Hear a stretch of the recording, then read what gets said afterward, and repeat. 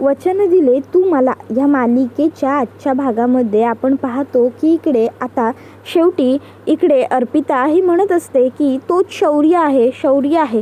त्यावेळी सिक्युरिटीने आता शौर्यला पकडलेला असतो. तर शौर्य म्हणत असतो, ओ पाजी क्या चल रहा है जी, मैं कोई नहीं हूँ शौर्य वगैरह, मुझको छोड़ दो. अरे मैं तो मीडिया से हूँ, छोड़ दो मुझको, छोड़ दो. त्यावेळी तिकडे शिर्के येतात आणि म्हणतात, अरे थांबा बघू. आणि मग ते स्वतः आता ID कार्ड बघतात आणि म्हणत असतात की कुलदीप सिंग. त्यावर शौर्य म्हणतो, हां जी कुलदीप सिंग. त्याबरोबर लगेचच शिर्के अर्पिताला म्हणतात, अर्पिता बेटा, अगं तुझा गैरसमज झाला आहे.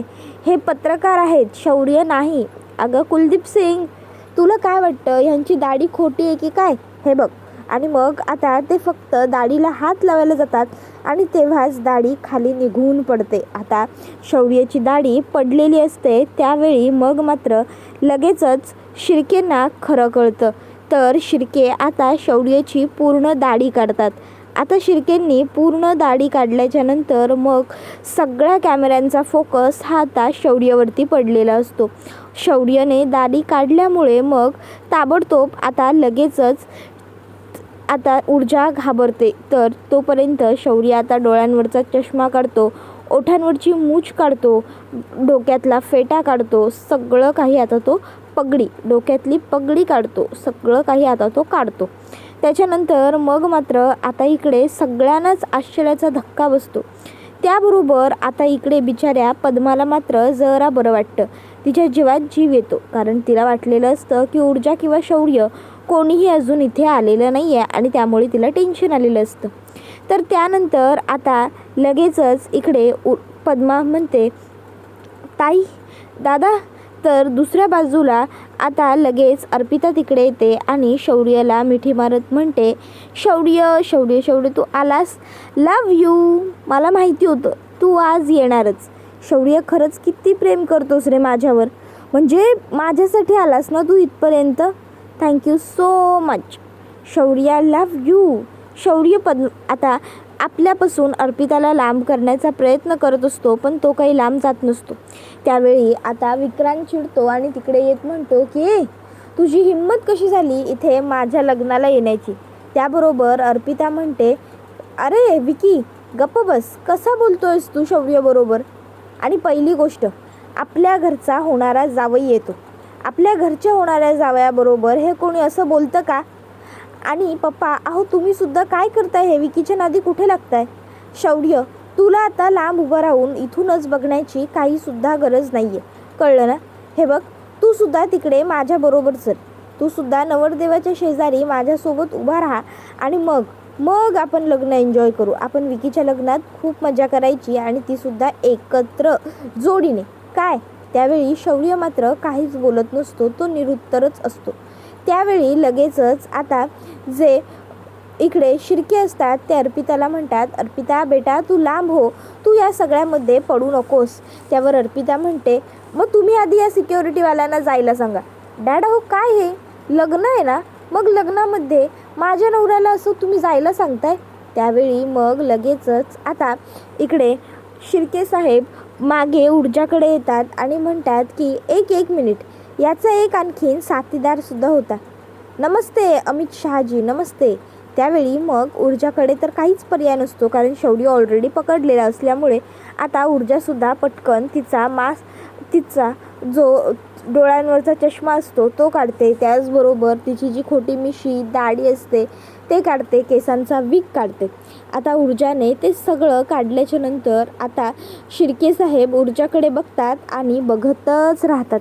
त्यावर हे सगळं बघून विक्रांतला तर खूपच मोठा धक्का बसलेला असतो. तर शिर्के म्हणत असतात, शेवटी तुम्हाला जे हवं होतं ते तुम्ही साध्य केलंच.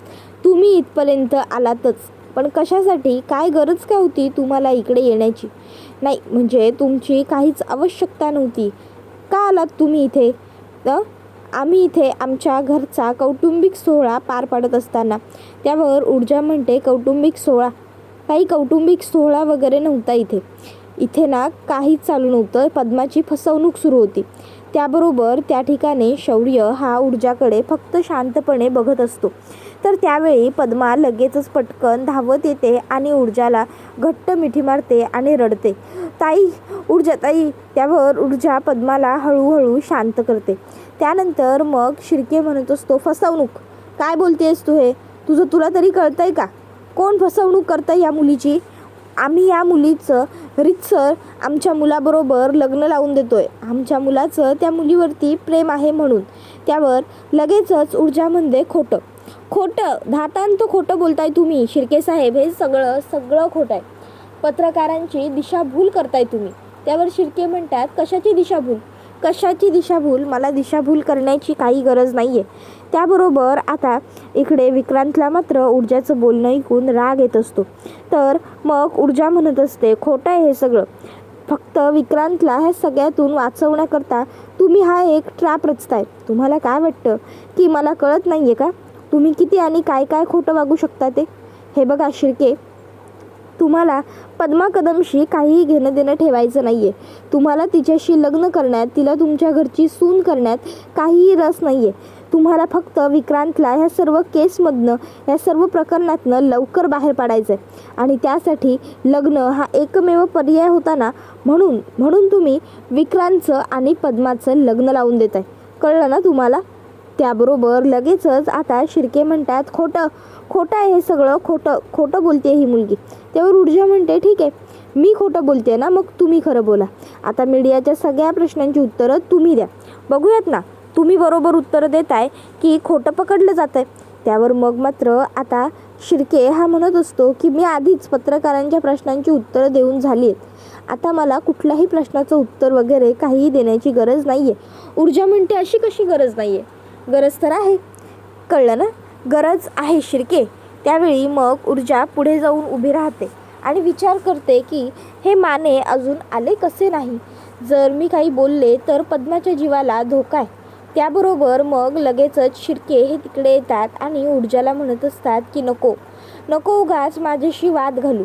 कारण काय आहे ना, जर तू माझ्याशी हा असाच वाद घालत राहिलीस तर तिथे ती नवरीच्या वेशात उभी असलेली मुलगी आहे ना, तिच्या आयुष्याचा शेवट होईल, तिच्या आयुष्याचा एंड होईल. आणि जर तसं नको असेल तर मात्र तुला गप्प राहावंच लागेल. गप्प बस. कळलं ना? नाहीतर तिला मी ऐकलंय एक लहान भाऊसुद्धा आहे, एक आजीसुद्धा आहे म्हातारी.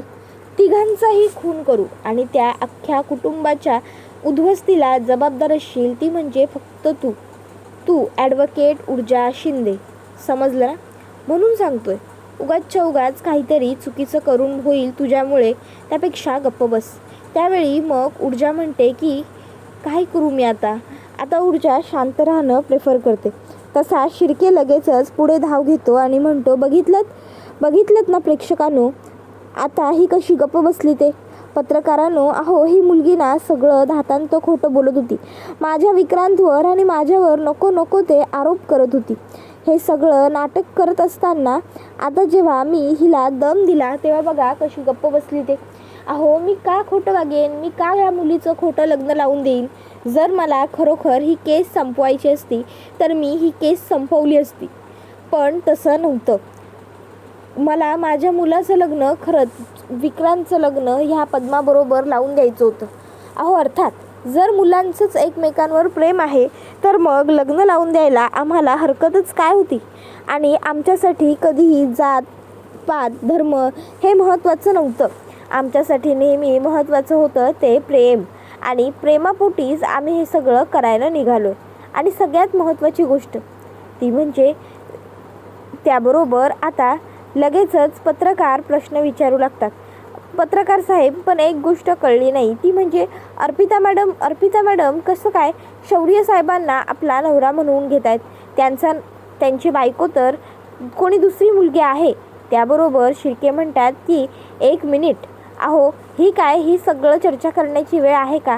कोण कोणाचं काय आहे आणि कोण कोणाचं काय नाही आहे ह्याचा सगळ्याचा काही संबंध नाही आहे. आपण इथे विक्रांतच्या लग्नाला जमलोय आणि आपण, मला वाटतं, विक्रांतचंच लग्न लावायला हवं.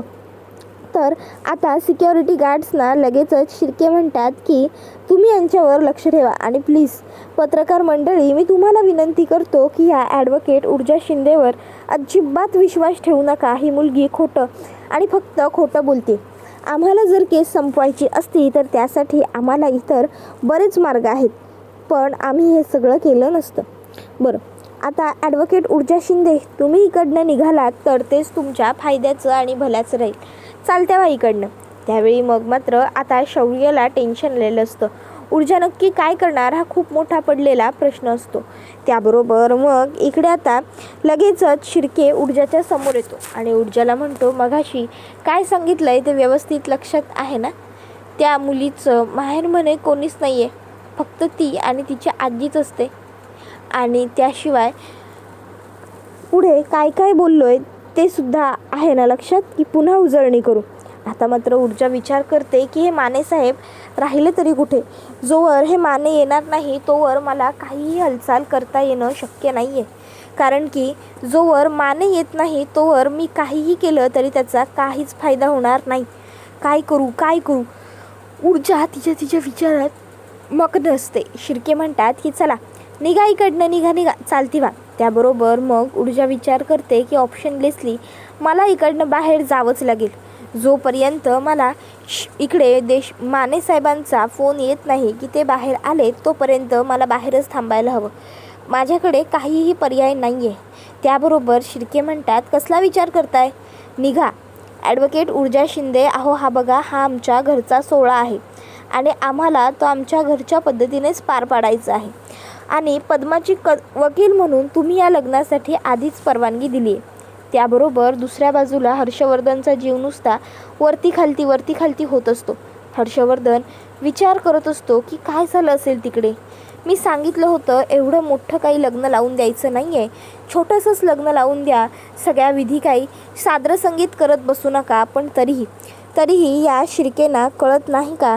मगापासून एवढा वेळ झाला मी लग्न होऊन गेलं याच्या फोन येण्याची वाट बघतोय, पण अजूनही मला फोन आलेलाच नाही आहे की लग्न होऊन गेलं याचा.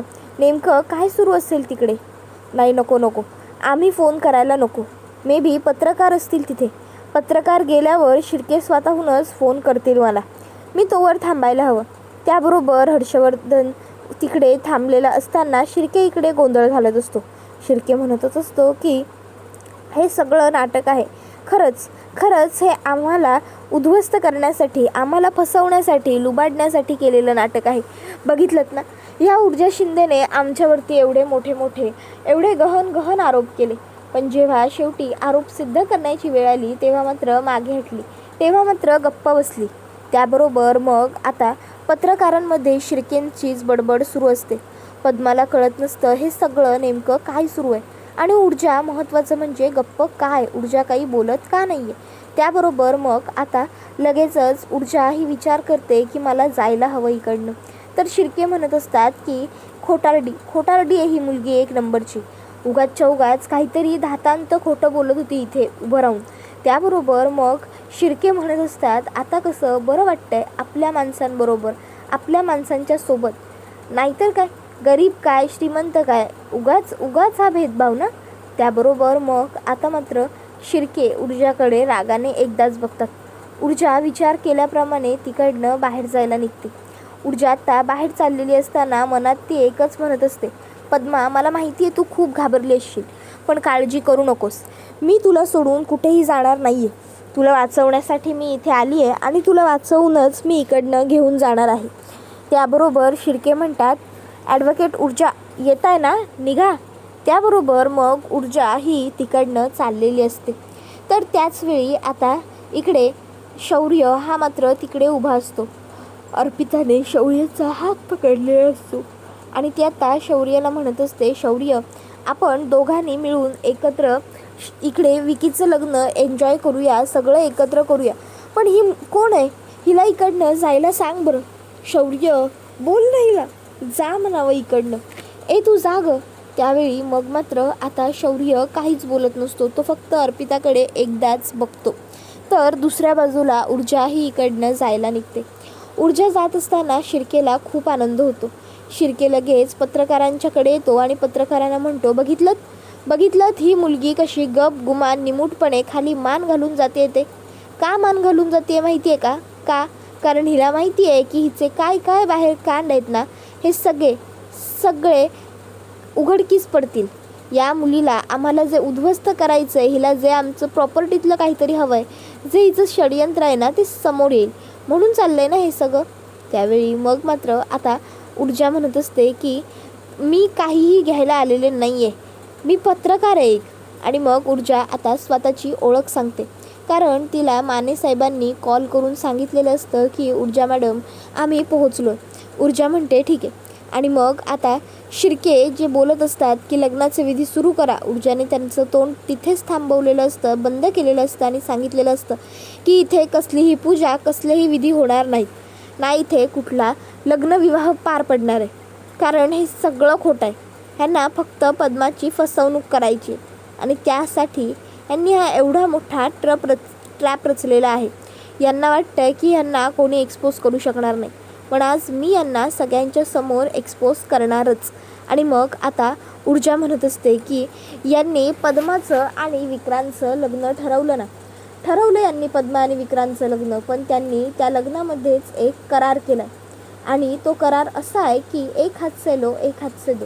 विक्रांत आणि पद्माचं लग्न झाल्यानंतर पद्माने विक्रांतवरचे सगळे आरोप मान्य करायचे असं तर त्यात लिहिलं होतंच, पण त्याबरोबर त्यामध्ये हेही लिहिलं होतं की या मुलांची लग्नसुद्धा होणार आहेत म्हणून, आणि लग्नानंतर की सगळं हिचं आम्ही बघणार आहोत, आम्ही हिला कमिटेड असणार आहोत म्हणून. त्यावर ऊर्जा म्हणते त्या ॲफिडेविटवरती असं काहीही लिहिलेलं नाही आहे, कळलं ना. तुम्ही एक ॲफिडेविट मला दिलं ज्याच्यावरती तुम्ही असंच लिहिलेलं आहे की पद्माला लग्नानंतर विक्रांतवरच्या सर्व केस मागे घ्याव्या लागतील आणि ती पुन्हा विक्रांतवर कधीही केस करू शकणार नाही, बरोबर ना. तुम्ही पद्माला फसवत होतात, एक हात से लो एक हात से दो अशी तिच्याबरोबर खेळी खेळत होतात, आणि म्हणूनच मी तुम्हाला एक्सपोज करायला इथपर्यंत आली आहे. शिर्के साहेब समजलं ना. त्याबरोबर पत्रकार ऊर्जाला विचारतात, ऊर्जा मॅडम तुम्ही नेमकं कशाबद्दल बोलताय, कसलं ॲफिडेविट, काय कसले कागदपत्र. त्यावर ऊर्जा म्हणते एक मिनिट सांगते सगळं सविस्तर सांगते.